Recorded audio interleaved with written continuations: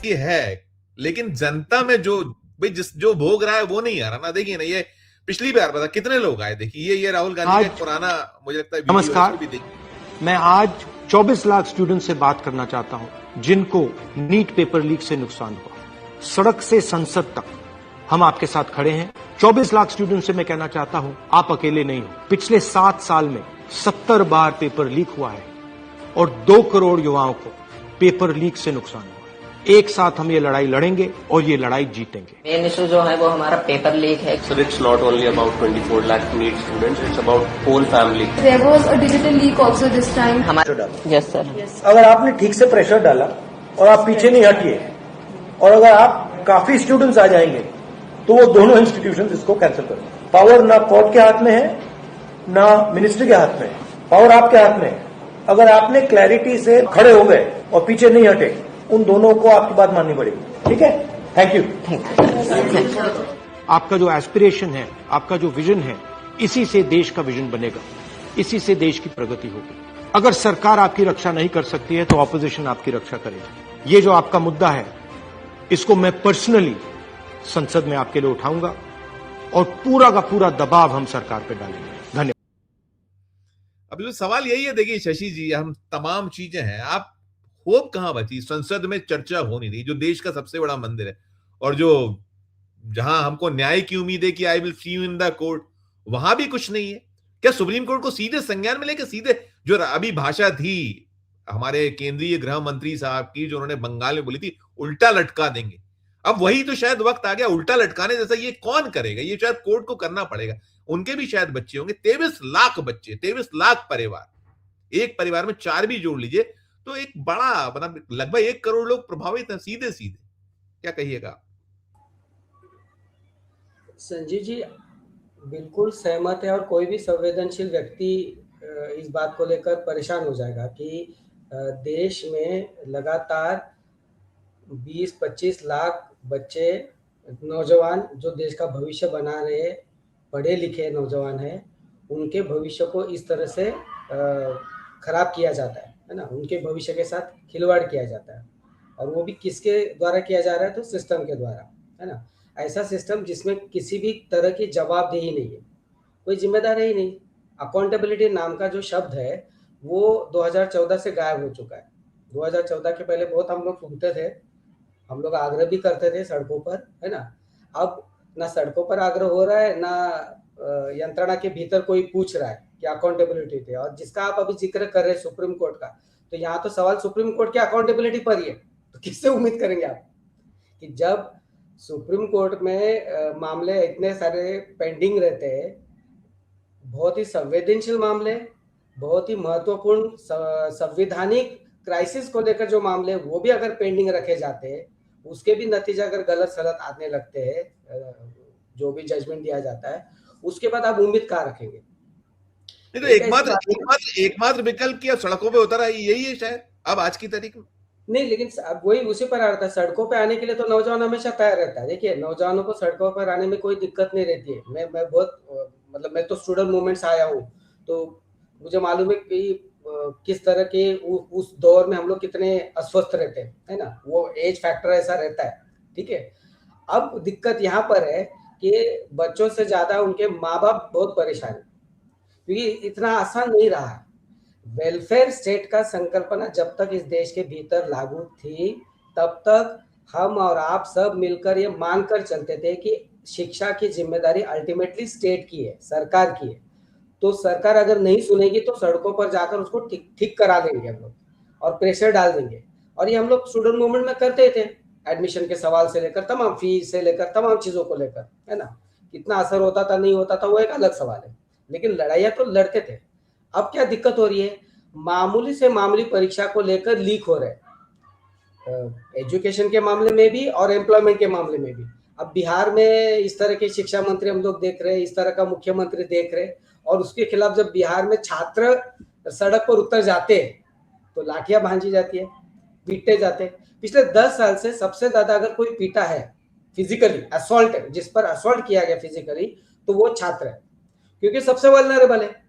वो तो दोनों तरफ से मरता है। देखिए, अगर स्टूडेंट की मानसिकता से हम लोग सोचे तो वो ऐसा है ना कि वो अपने आंखों के सामने देखता है कि अपने माँ बाप कितनी मेहनत करके उसको पढ़ा रहे हैं, क्या क्या त्याग करके वो कर रहे हैं, ठीक है।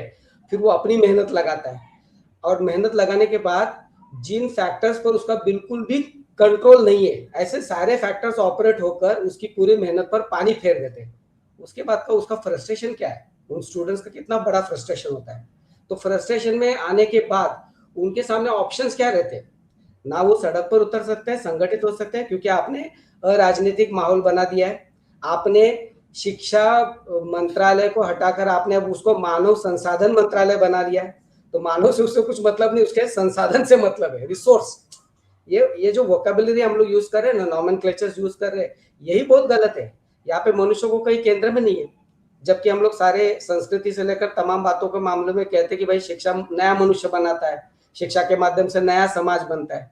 ये फुले से लेकर अंबेडकर से लेकर हम लोग ये तमाम बातें करते रहे, वो सारी बातें अभी बाहर है। अब ये मार्केट है, कमर्शियल है, बिजनेस है, ऐसी स्थिति में वो स्टूडेंट पढ़ रहा है। तो कितनी इन्वेस्टमेंट, कितना स्टूडेंट लोन आगे चल के लोन लेके वो पढ़ने वाला है, वो सारा कैलकुलेशन उसके दिमाग में है। उसकी पूरे साल 2 साल की मेहनत रहती है ना। 10वीं के बाद से वो लगातार लगे रहते हैं बेचारे, है ना। 10वीं 12वीं एकदम क्रिटिकल फेज रहता है, साइकोलॉजिकली भी, मानसिक रूप से भी, और उसके घर परिवार के माहौल के मामले में भी, और फाइनेंशियली भी। इन सारे चक्कर में फंसने के बाद उन बच्चों के पास आत्महत्या करने के अलावा और कोई रास्ता नहीं रहता है। फिर यही व्यवस्था बोल देती है कि इतना प्रेशर अगर वो झेल नहीं सकते तो क्यों एग्जाम दे रहे हैं।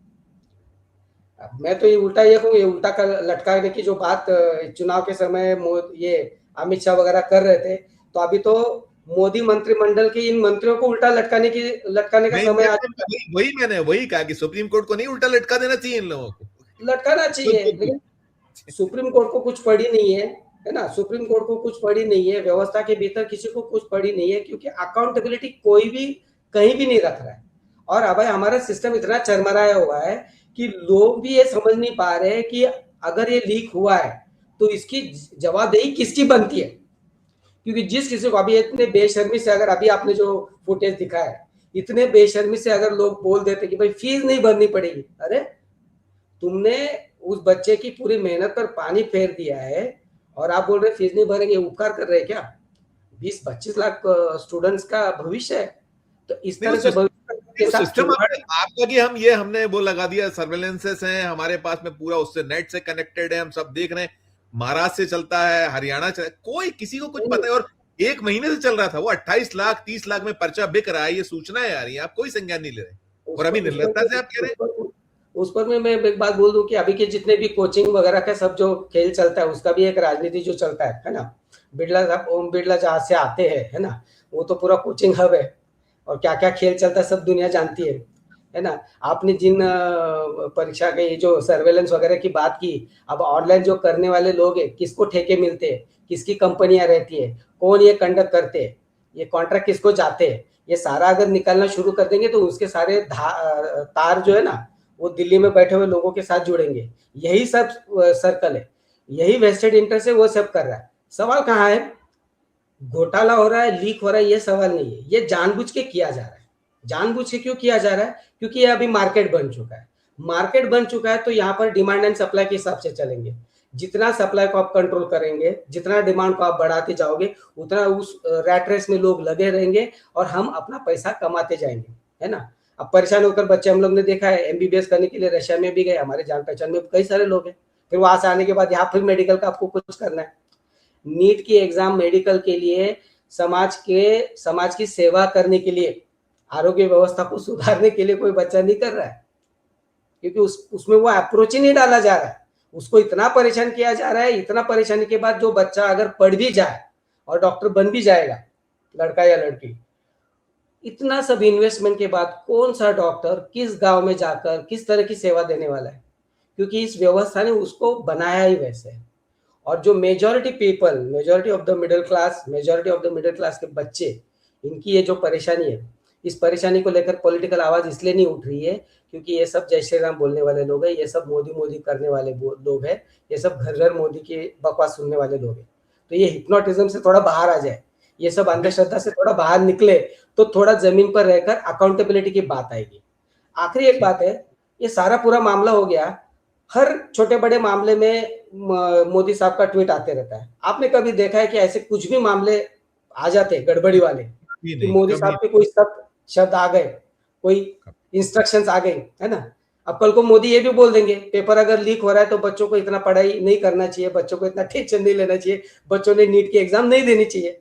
जैसे आपको बोल दिया अभी तेल नहीं खाना चाहिए ज्यादा, है ना, ज्यादा घूमना नहीं चाहिए, ये भी ये बकवास बोल सकते। और ये कैसे राष्ट्रहित के लिए और देशभक्ति के लिए कैसे जरूरी है, ऐसे कहने वाला लॉजिक, ऐसे समझाने वाला लॉजिक इनके भक्तगण भी हमको हमारे सामने परोस देंगे। इतनी हमारी आईक्यू लेवल नीचे जा चुकी है समाज की। अब आखिरी बात और मैं रुकूंगा, हमारी जो नई पीढ़ी है ना उसका आईक्यू लेवल बहुत आगे बढ़ चुका है, और जो व्यवस्था चलाने वाले लोग हैं उनकी अकल, आईक्यू लेवल जो भी आप कहे वो नीचे जा चुकी है। व्यवहार के मामले में नई पीढ़ी बहुत भोली है, और व्यवहार के मामले में ये जो इनकी अकल कम है, आईक्यू लेवल कम है, वो बहुत शातिर है।